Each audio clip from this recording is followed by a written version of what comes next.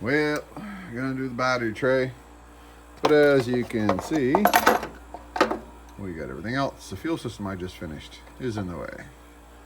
So I think I'm gonna take all that off, mount it over here, and then I'll have room to run my battery. Yeah, and then we'll see what else. Okay, fuel system out of the way, and now we got electrical in the way, and we got our transmission lines in the way. So I gotta move those down out of the way so I can put the tray in.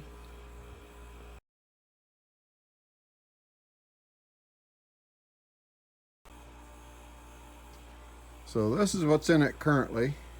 Two big bus batteries in parallel with a master switch coming through the on-off back here.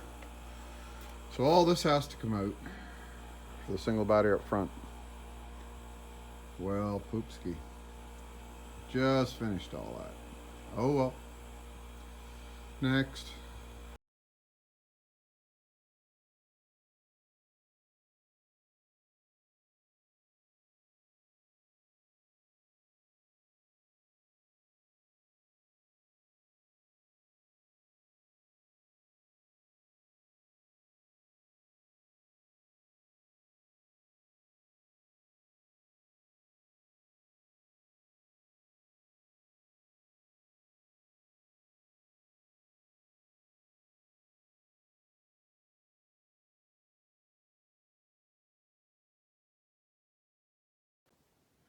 So got the regulator mounted, just got to run the fuel line up to it. I want to move the distributor so I can run a fuel line nice and snug against the engine, and the distributor is seized in the hole. Not that she's been sitting a long time, but yeah, so I have to beat on, hopefully get that distributor out. Holy, one thing after another.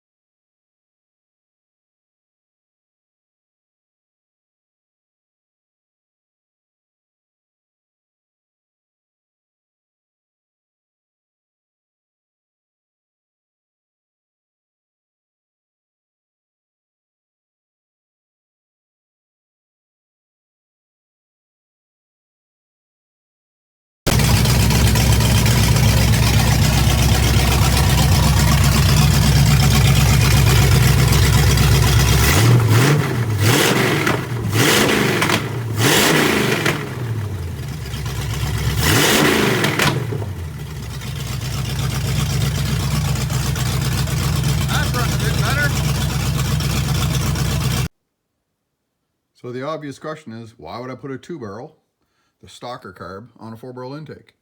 Because I want to make sure the 2-barrel is working good, so when I put the Stalker cam in it and fire it for the first time, I hit the key and it goes, and I don't have to worry about rolling it over and find out the carb leaks or this is wrong or that's wrong. So distributor's good, everything's all good to go. Gotta swap the heads, intake, and cam. Other than that, she's good to go. Maybe the whole motor. That's why I'm putting the 2-barrel on the 4-barrel intake though.